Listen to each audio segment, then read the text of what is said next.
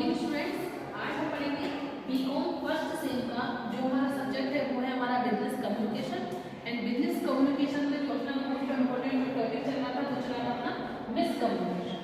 Miss communication की definition और इसके कुछ पॉइंट्स इससे पहले वाली वीडियो में कंप्लीट करा दिए, तो आप लोग पिछली वीडियो जाकर देख सकते हैं जिससे आपका कोई भी टॉपिक मिस ना हो।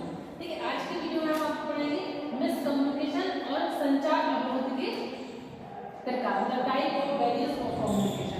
सबसे पहले अपन पढ़ते हैं कि मिस कम्युनिकेशन क्या होता है। देखो, मिस कम्युनिकेशन मतलब होता है कि जब एक सेंडर अपनी इंफॉर्मेशन, अपने मैसेज को रिसीवर तक पहुंचाता है, तो रिसीवर तक पहुंचाने में और सेंडर के सेंड करने के बीच में जितनी भी प्रॉब्लमें आती हैं या जिस फॉर्म में हम अपनी बात को करते हैं, इंफॉर्मेशन हम जिस फॉर्म में पहुँचाना चाहते हैं, वो दूसरे जो रिसीवर है उसके पास उस फॉर्म में ना पहुँच के किसी और फॉर्म में पहुँच जाती है।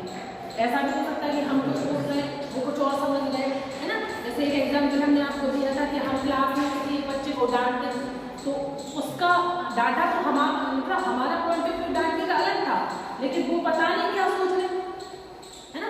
वो पता नहीं क्या सोच रहे, वो अपने मन से कुछ भी सोच सकता है। तो सीधी सी बात है कि जिस फॉर्म में हम अपने मैसेज को सेंड करते हैं और रिसीवर उसके अलग फॉर्म में उसको रिसीव करता है, यहाँ दोनों का सफर ही हमारा मिस कम्युनिकेशन कहलाता है। अब सेकंड चीज हम पढ़ते हैं types of various of communication. देखो क्या है इसकी संचार, है ना, संचार अवरोध के कितने प्रकार है हम उनको पढ़ते हैं। सबसे पहले है अपना भाषा संबंधी अवरोध, दूसरा है अपना संगठनात्मक अवरोध और तीसरा है अपना भावात्मक अवरोध। सबसे पहले हम पहला पढ़ेंगे अपना ये जो है हमारा वो है भाषा संबंधी। कभी कभी क्या होता है लैंग्वेज से रिलेटेड इश्यूज हो जाते हैं, जैसे हमारी कम्युनिकेशन मिसकम्युनिकेशन हो जाता है या हमारे कम्युनिकेशन में कुछ प्रॉब्लम्स हो जाती हैं। जैसे हम कुछ कह रहे हैं आप समझ नहीं पाए, है ना। दो चीज़ें हैं, जैसे हम आउट ऑफ इंडिया का कोई भी व्यक्ति चाइना का यहाँ उठा दें, वो आपको बात करेगा, आप सुनोगे कंटिन्यू बात, लेकिन जरूरी नहीं है आप उसकी बात को समझो। तो यही है कि जो जितनी भी बातें, जितनी भी प्रॉब्लम हमारी भाषा के संबंध में होती हैं, वही सारी भाषा संबंधी अवरोध में आती है। जैसे त्रुटिपूर्ण शब्द होते हैं, कभी कभी क्या होता है कि हम अपने शब्दों को ही नहीं मिला पाते, अपने सेंटेंस को सही तरीके से नहीं बोल पाते, तो उस समय भी भाषा से रिलेटेड अवरोध हो जाता है।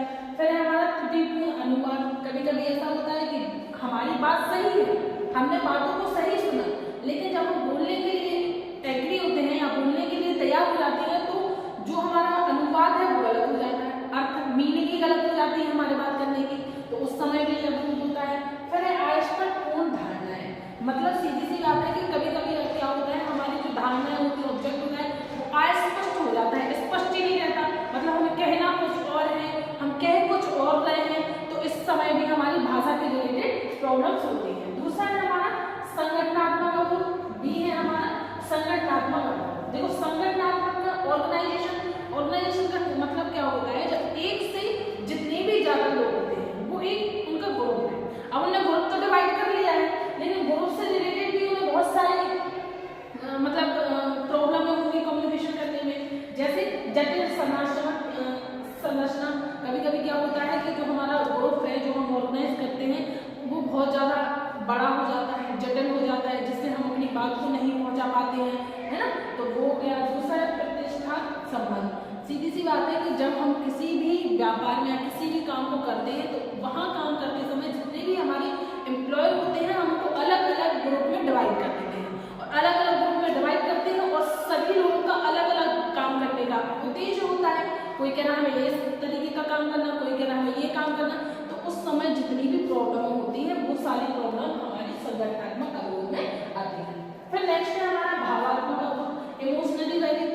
देखो क्या होता है, भावात्मक का मतलब होता है हम भावनाओं में बहकर, जैसे हम आपसे कुछ कह रहे हैं लेकिन आप हमारी बात को ना समझकर अपने इमोशनली तरीके से आप अपनी बात को मान रहे हो, तो ये सारी जितनी भी प्रॉब्लम होती है भावात्मक अवरोध में आती है। जैसे भावात्मक दृष्टिकोण, कभी कभी क्या होता है कि हम कहना हमें कुछ और है, जैसे कभी कभी ऐसा होता है कि कोई भी थर्ड पर्सन है, वो बहुत ज्यादा खुश है या कुछ भी, लेकिन हमारी भावनाओं में हम उससे कह रहे हैं वो बेचारा है, तो वो हमारे लिए कौन है, बेचारा ही है, क्योंकि हमारी भावनाएं जो होती है वही हम मान लेते हैं। फिर दूसरा है संचार पर अविश्वास। कभी कभी क्या होता है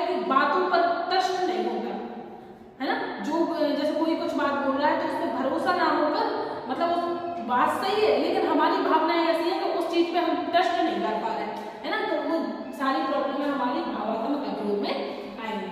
फिर नेक्स्ट अपन पढ़ते हैं भौतिक अवरोध, फिजिकली, है ना। तो भौतिक अवरोध मतलब होते हैं कि कभी कभी ऐसा होता है कि भौतिक रूप में भी हमें बात करने में बहुत सारी प्रॉब्लम आ जाती है।